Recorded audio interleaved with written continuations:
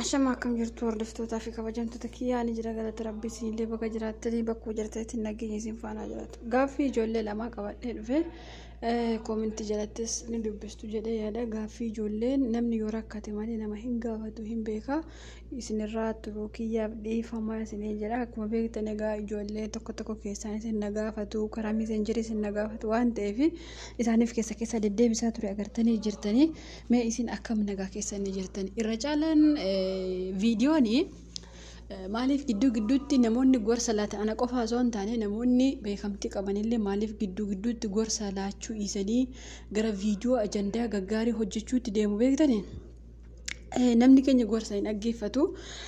Laayikii yeroo gorsaa fi laayikiin yeroo waan ati hin taane haasoftu waan seenaa namaa waan balagee irraa haasoftu adda jechuudha. Kana isinis beektu anis ni beeka.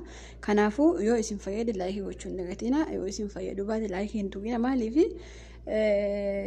namoonni keenya bakka waan hin taane yoo ati haasoftu waan hin taane yoo ati seenaa namoota hin taane yoo ati himte ammanii seenaa ijoollee baay'ee natti himate seenaa adda akka gurra keessaniif aga'uun sin sodaachisu jechuudha. Garuu ani hin dubbanne agarraatti sagaleen isaanii illee jira. Namootumti sagalee kiyyaallee ol baasirra dubbat namni jeerullee ni jira jechuudha. Osoo waan kanarra haasee yuutuubiin kiyya kanaa guddatu nin beeka. Garuu gidduutti ijoollee rakkataniif irraa dubbachuu barbaade. Kanaafuu warra waa'ee gorsa waa tokko dubbatuu fi yuutuubiin faayidaa hin qabu jechuudha. Maaliif namoonni keenya gorsa hin jaalatan nin beeka. Okay, faayidaaf osoo hin taane ijoollee rakkatan yaada haga beekurraa isinitti hima.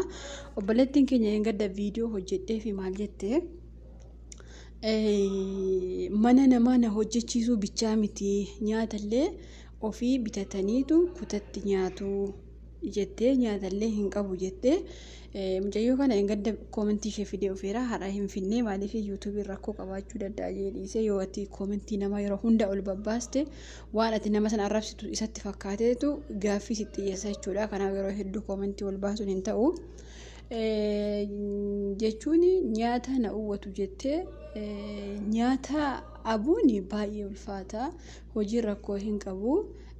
Kana biraan immoo daataa birrii bakka guuta jettee birrii bakka torbee lama bichaa nagaa jettee daataan 15,000 ni jira birrii 65 ni jira. Viidiyoo adda ilaaluu yoo barbaadde ji'a tokko na haa ga'u yoo jette 15,000 yoo guuttatte irra bareedaadha. Yoo immoo koomentii ma dubbifta barreeffama waa tokko dubbifta viidiyoo dhiistee yoo ta'e birrii 65 ji'a tokko si ga'a jechuudha. Akkaataa itti fayyadama isaa warri wallaaltan viidiyoo isin hojjedhaa isin jedhee ture. Obboleettiin keenya kana himattee rakkoon kiyya kana akkamittiin mana sanaa maal akka ta'uu qabu jettee fakkeenyaaf obboleettii kana gaddarraa hojjedhee ture dursa mana haadha ishee na hojjechiifte dammaamina fuute riyaadiin nageessiti jetteeni.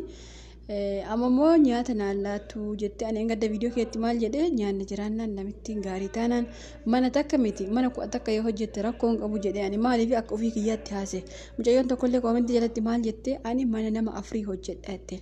Ani mana nama afurii hojjedha jette. Maaliif yoo nyaata qabaatte hirribni kee gaarii yoo ta'e jarri amala yoo qabaatte mana 10 takka yoo hojjette rakkoon qabu mana 2 isiiti mana 3 amma takka rakkoon qabu maaliif yoo rakkattee biyyaa baatetti ta'e jechuudha. Okay obboleettii kiyya waan siidhamu akka nama tokkotti yoo jiraate ergi nyaataan si azabdi ta'e nyaataan qabdu ergi taate wanti nyaata caalan jiru waan ta'eef qoonqoo guyyaa takka lafaan si maree lafti si naanna'ee kufuu dandeessa waan ta'eef yoo nyaata fakkeenyaaf nyaata anama mana kana fakkeenyaaf natu hojjetaa natu jaraaf kenna akka barbaade garuu ati isheetu hojjeta ishee tarkaansii kenna yoo ta'e nyaataan si qaayisi gashiti yoo ta'e akkuma ati jettee kutaa ofii bitatanii nyaatu yoo ta'e rakkoodha.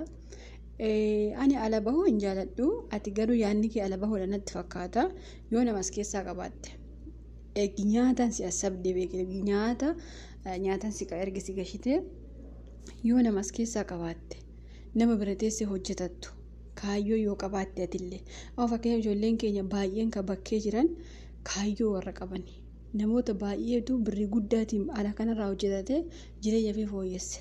Kaan immoo manuma arabaatii bahee ka'iira jala fiigee askiyatti ulfaa'ee akka fe'e ta'ee jira. Kanaaf yoo ani mataa kiyya gadi qabadhee hojjedhaa namallee as keessaa nin qabaa nama sirriitti amanu nin qabaa yoo jette akkuma jette birrii kee ji'a 2 biyya ergadhuuti nama beektu yoo as keessa jiraate gara nama sanaa deemii mataa kee gadi qabadhu. Biyya namaa kana keessa haga waggaa 2 ta'e haga waggaa 3 ta'e egaa ala bahanii hojjetachuun waggaa lakkaa'uun barbaachisu. Maaliif bakkatti poolisiin nama qabuun beekanii maal akka ta'uun beekamanii dhukkubsachuu jira. Dhukkubsattee mana kiimiyaquun hin jiru. Maaliif waraqaan qabdu waan ta'eef arabni fi fadoonii kana dhugisiin jettii waan adda addaati yoo rabbi nama eege malee jechuudha. Garuu erga rawitti rakkoo ganaa sirraan ga'u sirraan geessisti yoo jiraate filannoon kiyya waan lama takka yoo namas keessaa qabaatte seeraan hojjetadha yoo jette akkuma atiyyuu jette bahu.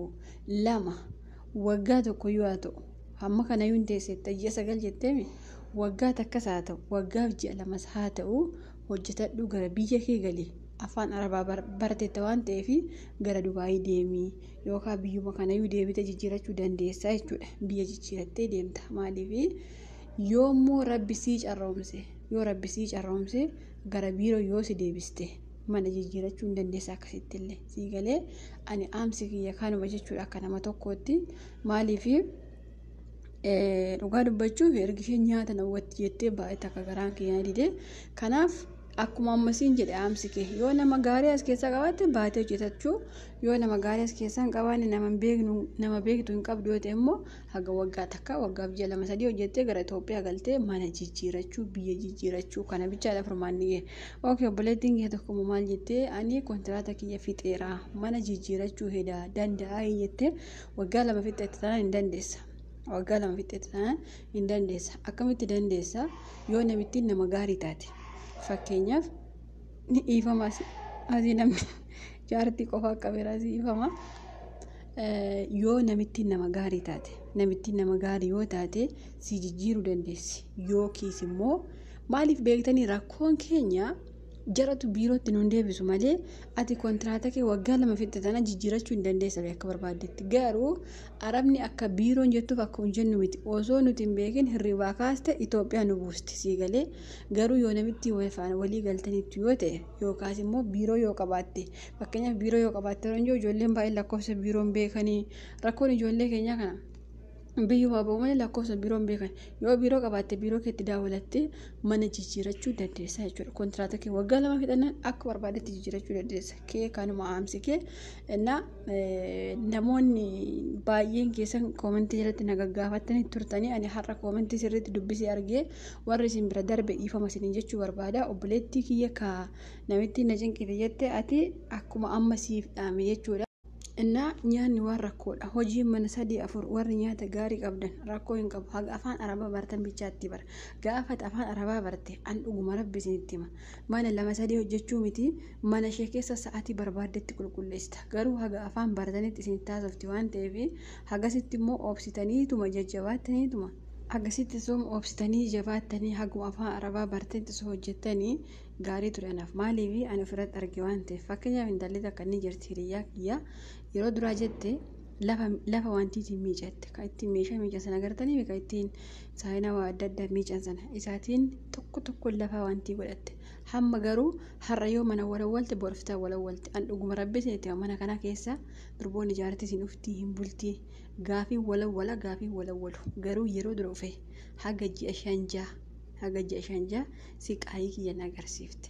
Mana obboleettii isheerraa mana obboleettii isheetti mana harmee isheerraa mana obboleettii isheetti siqaayii ani argi ilmi namaa argira jedhee yaadu. Garuu galata rabbii ufee waggaa takka keessatti afaan baradhee afaan sirriitti bare jechuun ji'a 3-4 barta afaan garuu waggaa takka keessatti sirriitti afaan bare hin didee jechuudha. Yoo feete biyya nagashii jedhee malee mana 2 hin hojjedhu jedheen osoo akkatti cakkantanii gaariidha.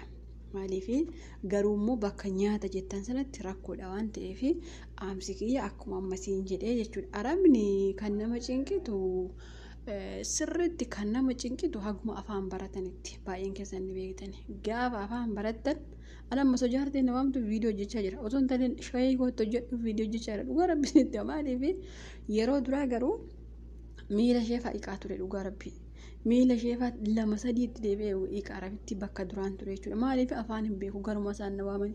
Munkaan ji'a 8 fixeellee afaan baree sababa biyyaa rakkadhee dhufeef beekaa mataa kiyya gadi qabadhee haga waggaa tokkootti hojjette jechuudha. Mana bakka isheen nageessitu makiinarra keessa yeroo barbaaddetti mana namaa geessan hojjechiifti dhugaa dubbachuu.